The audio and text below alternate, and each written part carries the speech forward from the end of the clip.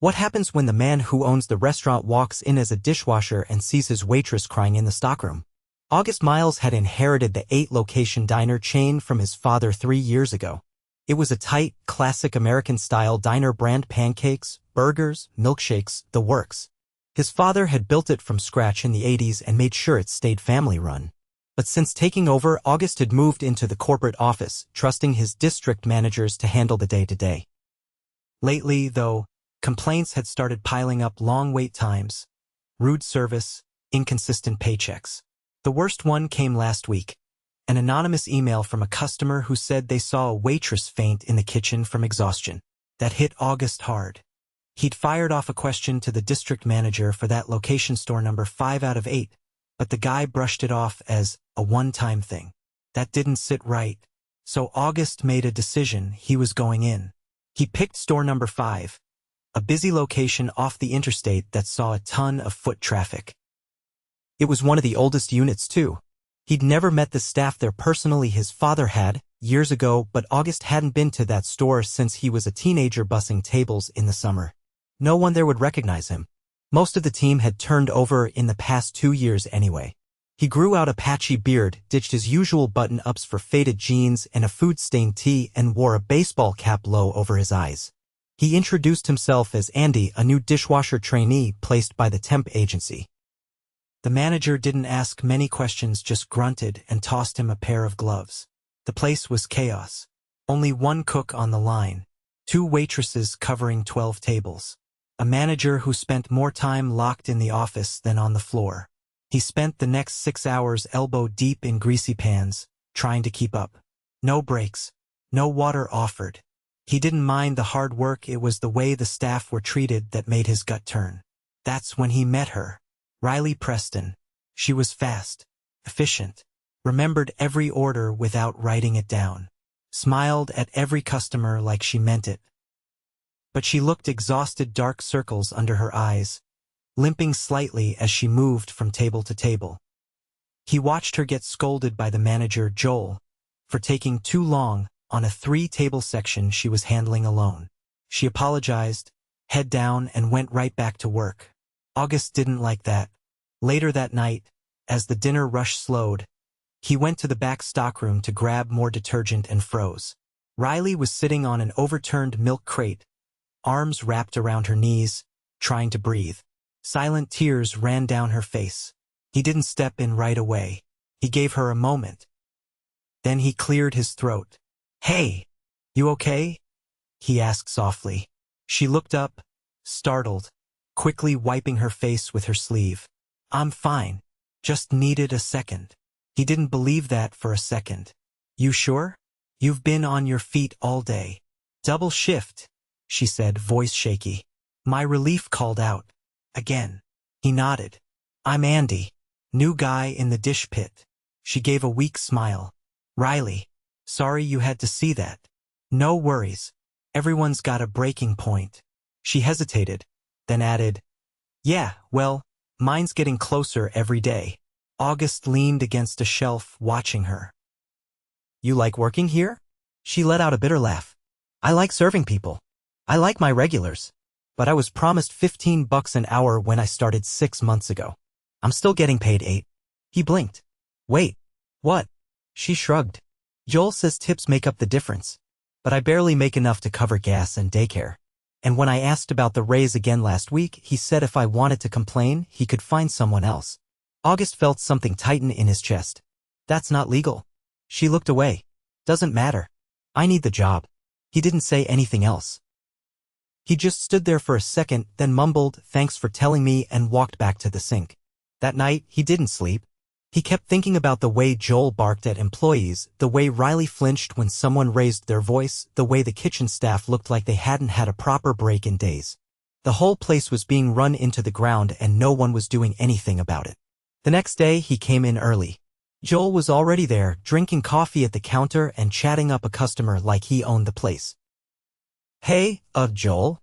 August asked, keeping his voice low. Joel didn't look up from his cup. "Yeah?" Riley said she was promised $15 an hour. "Why is she getting 8? Joel finally looked at him, annoyed. "You knew or something?" "Yeah." "Then keep your head down and wash dishes."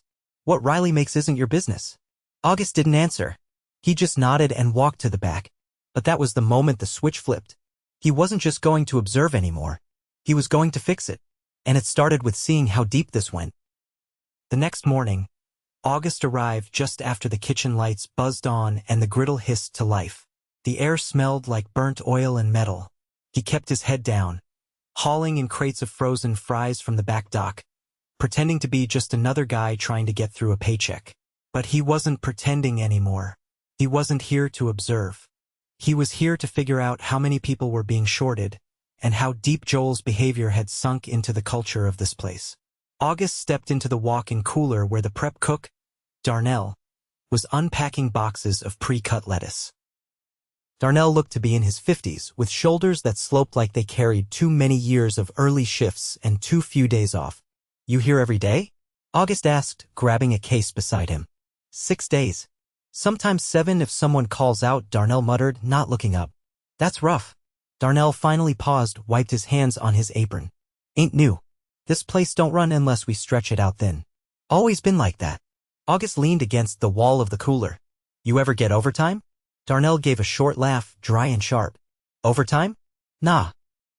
Joel says we clock out at 8 no matter what. Says he'll fix it in the system." He made air quotes with his fingers. August didn't respond right away. "You ever report it?" Darnell shook his head. "To who?" "District guy only comes around when there's a leak or a fight. Nobody upstairs wants to hear about nickel and dime stuff." August didn't correct him, just nodded and walked out. By noon, the line cook, Nate, was limping slightly from a knee brace that looked older than the restaurant's tile floors. August saw him reach for the fryer basket and wince, dropping it halfway into the oil. The manager didn't even look over, just kept typing on his laptop in the office booth. "Hey," August said during a lull between rushes. "You all right?" Nate wiped sweat from his forehead with a rag that had seen better days. "I'll live. That knee looks like it's bothering you. Had surgery last year. Never healed, right? Joel wouldn't let me take more than 2 weeks off. Said if I didn't come back, he'd stop scheduling me." Nate's eyes didn't hold anger, just resignation. August stepped closer. "You get workers' comp?" Nate snorted. "I asked. He said I wasn't injured on the job, so it didn't qualify. I was. Slipped on a mop bucket someone left out. But I didn't file it fast enough. Didn't know the deadline was 3 days. That night, August sat on the edge of his motel bed, phone in hand, staring at the call button for the district manager. He didn't press it. He wasn't ready to come clean yet. He needed to speak to Joel again, but this time not as a dishwasher. The next morning, he showed up in his usual undercover gear, but he didn't step into the kitchen. Instead, he waited outside by the back lot, arms crossed, until Joel pulled up in his scratched-up sedan and killed the engine.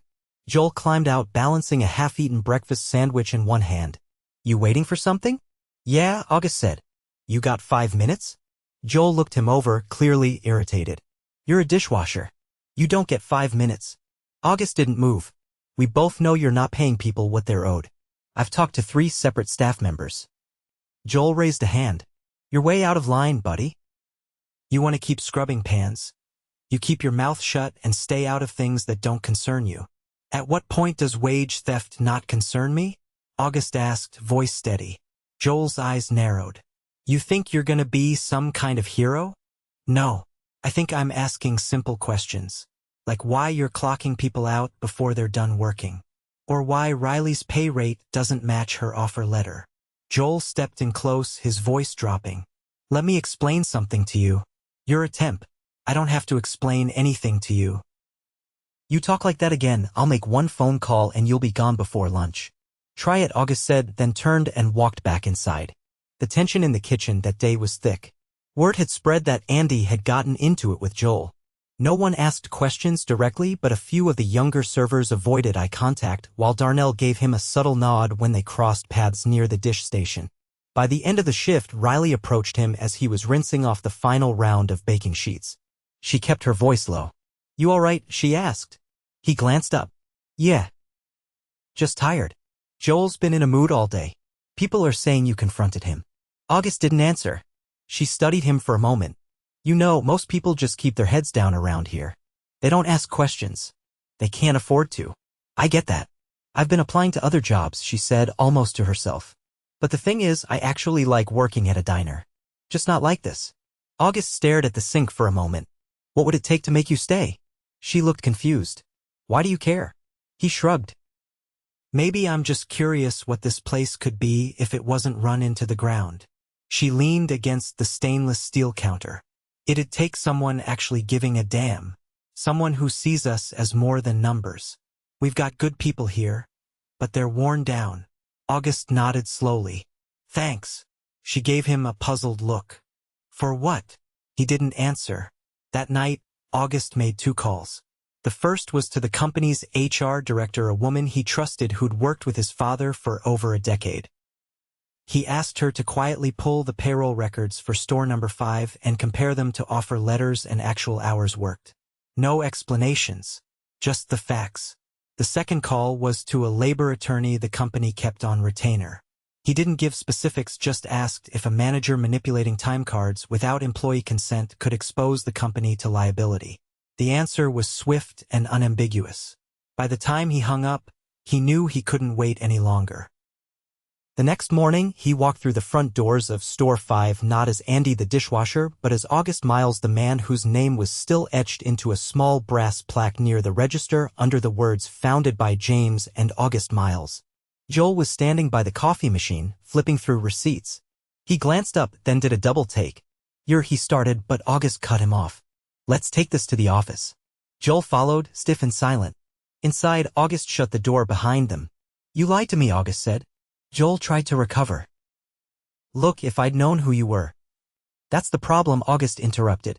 You treat people one way when you think no one's watching and another when you're being evaluated. That tells me everything I need to know. Joel crossed his arms. They're exaggerating. You know how employees get. Everyone thinks they deserve more. I've seen the time cards. I've seen the pay stubs. You've been altering hours, underpaying staff, denying breaks, and leveraging fear to keep them quiet. Joel's face turned red. You can't prove any of that. I don't need to. HR has the documentation. Legal has the logs. You're done here. Joel looked like he might argue, but then his shoulders dropped. So what now? You're terminated. Effective immediately. Security's on the way to escort you out. And before you think about retaliation, you should know there's an internal investigation coming your way. August didn't wait for a reply. He stepped out of the office and walked straight into the dining area where the staff had gathered near the counter. Some looked confused. Others looked uncertain. He raised his voice just enough to carry. My name is August Miles. I own this company. And I've spent the last few days working alongside you to see what's really happening here. A few stunned faces stared back. Riley stood frozen near the server station. I saw dedication. I saw people working through injuries, exhaustion, and impossible conditions. You didn't give up, even when you weren't being treated right. That stops today. He paused, letting it land. Effective immediately, your manager is no longer with the company. HR will be here this afternoon to personally review each of your pay records and correct every discrepancy. If you were promised something and didn't get it, we'll make it right. And going forward, there will be new leadership here. People who understand what it means to serve not just customers, but each other. Riley took a small step forward. You really didn't know what was happening here? No, August admitted. But I should have. She nodded once. Then I guess we'll see what happens next. We will, he said. Together. August stayed on site after Joel was escorted out. He declined the ride from his assistant waiting in the parking lot. He didn't want to leave. Not yet. The dining room was quieter than usual for a weekday afternoon. A few regulars lingered over coffee, but the energy had shifted. No one quite knew what to say. The staff hadn't returned to their routines, not fully. They were cautious, still waiting to see if this was a real turning point or just another corporate shakeup that would pass like a storm cloud. Riley was refilling the ketchup bottles at the condiment station when August approached. She didn't look up immediately. I can get someone else to do that, he said. I know, she replied, still focused on twisting the caps tightly. But I don't mind. He didn't push. Instead, he picked up a napkin holder and started wiping it down beside her. I meant what I said earlier, he said after a while. I know you did, she said. I'm just not used to hearing it from someone who can actually change things. August glanced around. I'm not proud that it took me going undercover to see what's been happening here. But I'm here now. That has to count for something. Riley finally met his eyes. It does. But it's going to take more than firing one guy to fix this place. People are tired. Some of them stopped believing a long time ago. I'm not asking anyone to believe me today, he said. Just watch what happens next. She studied him. Then start by listening. Really listening. Not to me, to everyone. I will. He meant it. By late afternoon, the HR director, Michelle, arrived with a small team. They set up in the back booth with laptops and folders. August didn't hover. He stayed on the floor, observing quietly as employees sat down one by one to review their records. Each conversation lasted longer than expected. Some of the staff left the booth with their heads down, others with cautious relief. Darnell came over during a lull, holding a thin envelope. They're making it right, he said, voice low. Said I got back pay coming. 3 months worth. August nodded. Good. You earned every cent of it. I don't know what's next, Darnell said. But if you're serious about changing things, you'll need someone who's been here long enough to know how bad it got. I'll need more than that, August said. I'll need people who care enough to make sure it never gets that bad again. Darnell looked at him for a moment, then gave a slow nod and walked back to the kitchen. Just before dinner rush, August slipped into the office.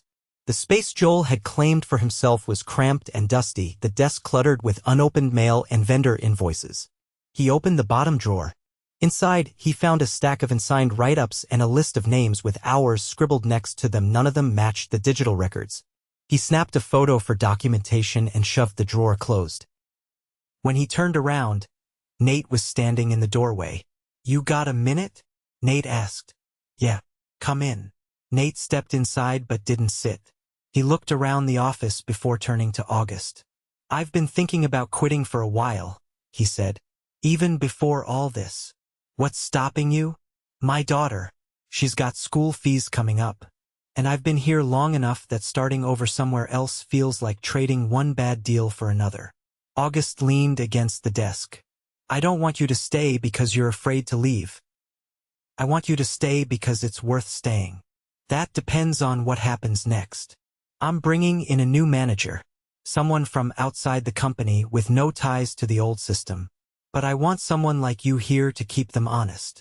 Nate raised an eyebrow. You want me to babysit the new boss? I want you to be a floor lead. Someone who knows the kitchen, knows the team, and isn't afraid to speak up. Nate crossed his arms. I've never had a title before. You've had the respect, August said. That's more important. The title just makes it official.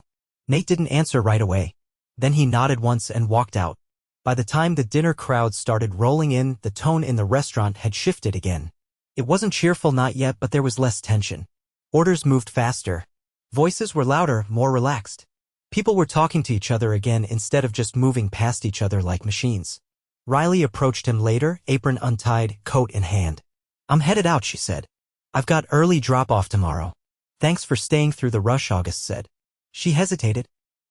I wanted to ask something. Not about me. About the others. Go ahead. There's a girl on prep, Tasha. She just turned 18. This is her first job. Joel made her cry the second week she was here. Told her she was too slow to be useful. I'll talk to her, August said. She won't say anything. She's scared. But she works hard. Doesn't ask for anything. I'll make sure she's seen. Riley nodded. Good. People need to feel like they matter. Do you? She didn't answer right away. I'm starting to, she said, then left. The next morning, August arrived before sunrise.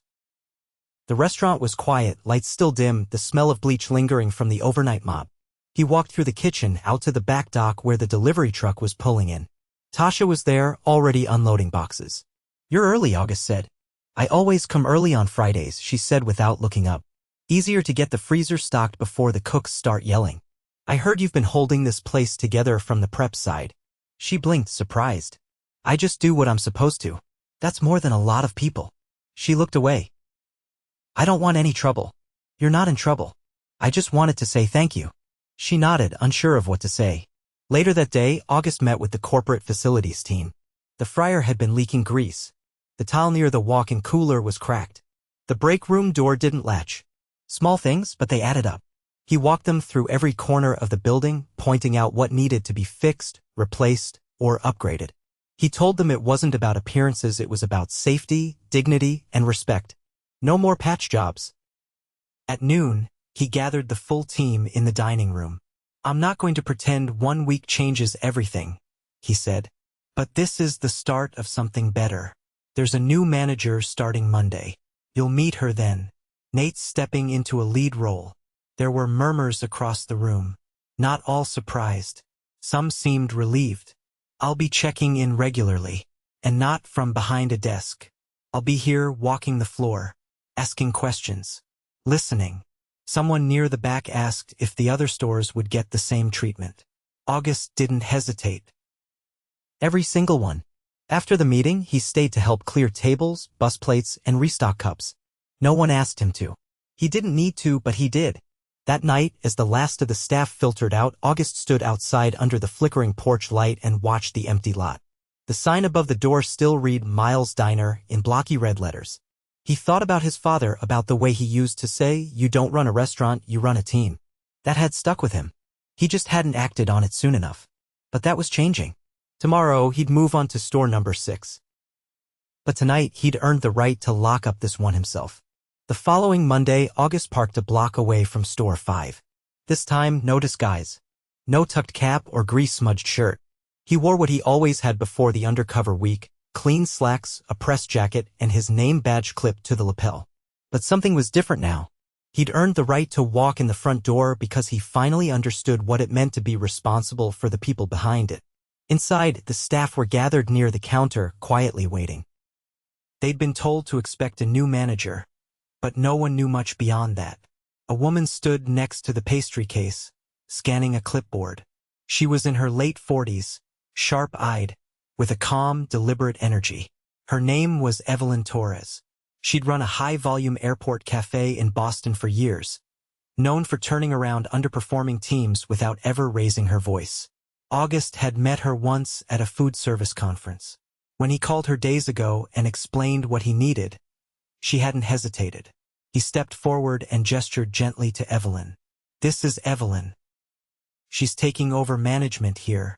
She's been where you are, and she doesn't tolerate shortcuts. Or silence." Evelyn set her clipboard down. "I won't waste your time. I've already reviewed the previous schedules, inventory orders, and staffing logs. Some of it made sense. Most of it didn't." She looked around the room. "If you want to work hard and be treated fairly, we'll get along. If you want to coast or make excuses, I suggest you start looking elsewhere." There was no pushback. No one flinched. If anything, a few heads nodded. After the meeting, August walked into the kitchen and found Nate adjusting the prep list near the dry rack. "You settling into the lead role all right?" Nate rubbed the back of his neck. "Still figuring it out. Evelyn's got a different way of doing things. She's already rearranged the cooler twice." "That sound like a complaint?" "Not at all. Just new. And new might be what this place needed." August leaned against the counter. "You're going to see more corporate faces around here. Not auditors. People from training, facilities, tech. We're tightening things across all locations." Nate eyed him. "You think the other stores are as bad as this one was?" "I'm not assuming anything. But I'm not trusting reports anymore, either. I'm showing up. Quietly sometimes. Not with a clipboard." He paused. "You ever think about going beyond kitchen work?" Nate frowned. "Like what?" "Training others. Not just here company-wide. We're building a peer mentor program. People who've lived through the worst of it and know how to spot it before it spreads. I've never trained anyone outside a grill station. You've trained people how to keep going when everything's broken. That's harder." Nate didn't answer, but he didn't turn away either. That afternoon, August sat down with Michelle, the HR director, in the back booth near the service window. The lunch rush was easing up, and the hum of the kitchen had softened to a steady rhythm. "You finished the audits?" he asked. Michelle opened a folder. 6 employees needed back pay. 2 were working under expired certifications, and 1 Tasha was never entered into the insurance system, even though she was eligible after her 3rd month. August tapped the edge of the table. "How'd that slip through?" Joel marked her status as part-time, even though she averaged more than 35 hours a week. He exhaled slowly. "We fix it." "We did. She's enrolled now, retroactive to her eligibility date." He nodded. "Good. What about hiring gaps? You're short 2 line cooks and 1 server. Evelyn's already got leads. She's prioritizing internal referrals. Let's offer sign-on bonuses. Conditional 90 days of clean performance. Michelle noted it down. And the district manager who oversaw this location? August didn't hesitate. He's done. I want interim coverage pulled from headquarters until we restructure the oversight model. No more blanket responsibility for 4 stores. It spreads everyone too thin. Michelle closed her folder. Understood. Later in the day, August stepped outside to make a call. The air was cool, the sun dipping behind a line of delivery trucks across the lot. He dialed into the weekly executive meeting, a call he'd missed the week prior while scrubbing pans. When the line connected, voices filtered through his COO, 2 regional leads, and the finance director, already mid-discussion. August cut in. Put the numbers aside for a second. I want to talk about how we're measuring leadership. There was a pause. From here on out, I'm adding a new metric to every regional and district review: employee retention tied to anonymous satisfaction surveys. If your team's morale drops, your bonus does too. His voice didn't rise, but the meaning was clear. No more performance measured solely by revenue per square foot. If you're managing people like they're replaceable, you're replaceable. One of the regional leads asked what triggered the change. August didn't give them details. He just said, I stopped listening from 50 feet up and started listening from 2 feet away. He ended the call before the silence turned into questions. Back inside, he found Riley leaning against the soda machine, polishing her notepad. She was off shift, coat already slung over one shoulder. How's Evelyn? He asked. She's direct, Riley said. But fair. Doesn't assume anything. She asked me to rewrite the opening checklist. Said if I'm the one doing it, I should be the one defining it. You comfortable with that? I am now. She didn't elaborate. She didn't need to. You planning to stay? He asked. I'm not going anywhere yet, she said. But I'm watching. August nodded. You should. She paused. You still showing up to other stores? Starting tomorrow. You going undercover again? Not every time. That was necessary here. But I won't need disguises if the culture's right. People don't hide what they're proud of. They only hide what they're afraid to say out loud. She looked at him for a moment, then gave a small nod and turned to leave. As the door closed behind her, Evelyn stepped out from the office. She's sharp, Evelyn said. She kept this place from falling apart.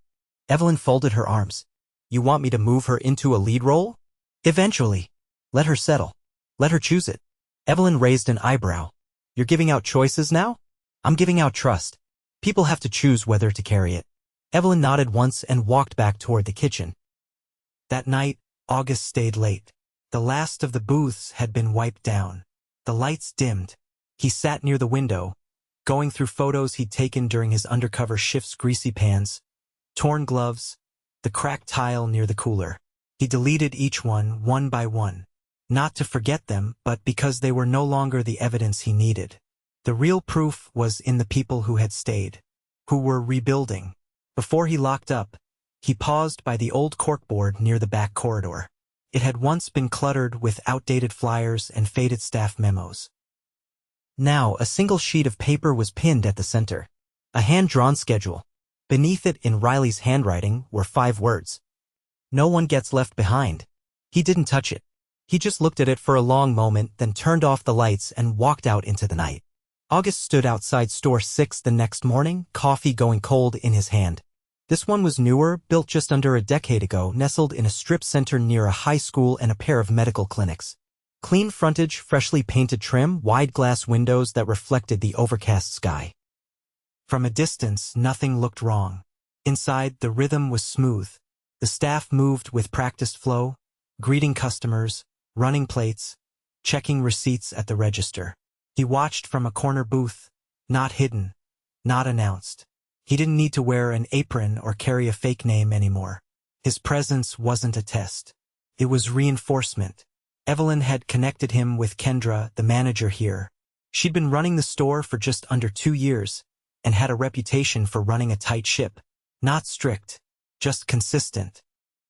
August noticed the difference as soon as he stepped in. No one looked overworked. No voices raised. No corners cut. You're not here to fix this place, are you? Kendra asked him after the lunch rush. leaning against the counter with a dry rag in hand. "I'm not here to fix anything that isn't broken," August said. "I'm here to understand what's working." Kendra folded the rag neatly. "That's new." He nodded once. "It should have never been rare." She gestured toward the dining room. "We keep our systems predictable. I don't swap shifts last minute unless it's an emergency. I rotate closing duties even if some people are faster than others. I track time myself and I check it before payroll runs." "You ever get pushback for doing it by the book?" "Only from people who aren't interested in staying." He tapped the edge of the counter. "What do you do when someone stops showing up on time?" "I ask why. Then I listen. If it's personal, we adjust. If it's attitude, I document. But I never guess." He glanced toward the kitchen. "You've got 2 open cook positions, right?" She nodded.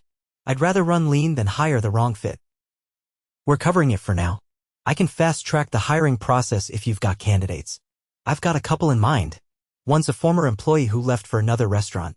Called me last week asking if we had room again. Why'd he leave? Better hourly rate. But he said the other place gives him split shifts and cuts him before close. He's making less than he did here." August leaned back. "Bring him in. Let's give him a reason to stay this time." Kendra raised an eyebrow. "You changing the wage structure?" "Not across the board. But I'm building a retention incentive milestone-based. Stay 6 months, hit performance targets, get a bonus. No gimmicks. No clauses buried in the fine print." "That'll help," she said. He watched a server refill drinks at table 7. No wasted movement. No hesitation. "What's her name?" "Carmen. Just hit her 1-year mark last week." "Any plans to move her into a lead role?" "She doesn't want it. Says she's got enough on her plate with her mom's appointments and her kid's school schedule." "Still shows up every day?" "Every morning 5 minutes early." August nodded. "Let's talk about flexibility options. If she's reliable, I want her to know we notice." Kendra crossed her arms. "You're looking for small cracks, aren't you?" "I'm looking for the weight people are carrying even if the walls aren't falling." She tilted her head slightly. "Then you need to talk to Simon." "Who's Simon?" "Dishwasher. Quiet. Keeps to himself. Came in 3 months ago, hasn't taken a sick day. But he's sleeping in his car. I found out last week from one of the cooks." August stood straighter. "Why wasn't this brought up sooner?" Kendra didn't flinch. "I asked him if he wanted help. He said no. Told me he just needs a couple more paychecks before he can get a room. Didn't want to be treated like a problem." August rubbed his jaw slowly. "Where's he parked?" "Far side of the lot, behind the old bank." "I'll talk to him." Carmen passed by with a stack of menus. She gave a quick nod, then turned to help a couple struggling with the booster seat. She didn't ask for help. Didn't wait for it either. August stepped outside just after 2.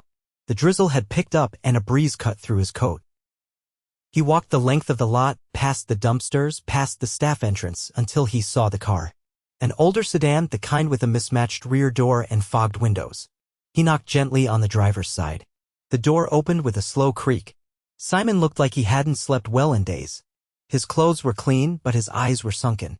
"You're not security," Simon said, voice flat. "No," August replied. "I'm the guy who signs the paychecks." Simon blinked, then looked away. "Kendra tell you?" "She did. Said you didn't want help." "I don't need a handout. I'm not offering one. I'm offering options." Simon exhaled slowly. "I've been saving. I've got 2 weeks left before I can cover a deposit. The company has a hardship housing program. It was buried in the employee manual, page 43. No one reads that far." Simon looked at him. "What's the catch?" "No catch. We partner with a local housing nonprofit. They cover first month. We front the deposit. You pay it back over 6 months, no interest." Simon hesitated. "Why now?" "Because I just found out we've got people showing up to work without a place to sleep." Simon stared at the dash. "I didn't want it to be a pity thing." "It's not. It's a stability thing. You're holding up your end.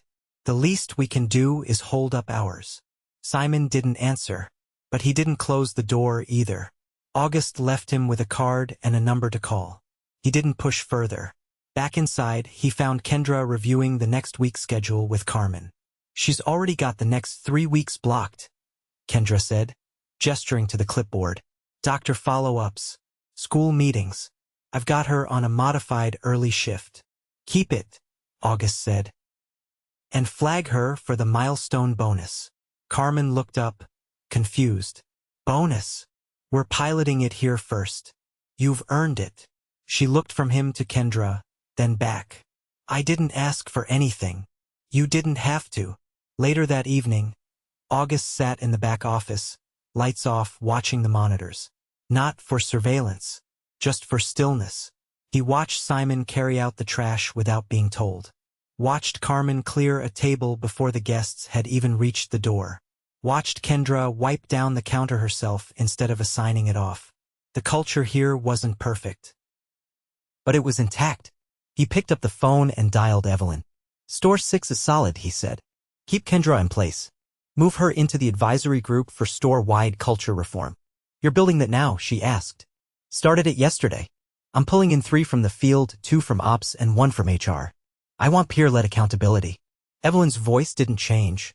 You trust them to speak freely? I'm not giving them a choice. I'm giving them a mandate. He hung up and watched the floor a little longer. The next morning, before the store opened, August returned. He found Simon waiting by the back door, a duffel bag slung over one shoulder. You heading in early? August asked. Yeah. Helps me stay ahead. August handed him an envelope. Your housing paperwork. Filled out. All you need to do is sign. Simon took it slowly. You don't know me. I don't need to. I know what kind of worker you are. That's enough. Simon tucked the envelope under his arm. Thanks. August nodded once. Get some sleep tonight. Real sleep. As the sun rose, the staff trickled in. No one looked surprised to see him anymore. No one asked why he was back. That was the point. He wasn't an interruption now. He was part of the rhythm. He stepped out of the way as Carmen passed with a fresh stack of napkins. You ever think about training new hires? He asked her. She paused. Maybe. Never thought I'd be asked. You're being asked now. She gave a small, uncertain nod. I'll think about it. He didn't press. He just kept moving. By the time the first customers arrived, the floor was already humming again. And August was already planning which store he'd walk into next. Not to fix. Not to inspect. Just to listen. And to prove, one location at a time, that leadership didn't live behind a desk. It walked the floor, looked people in the eye, and asked what they needed before they broke.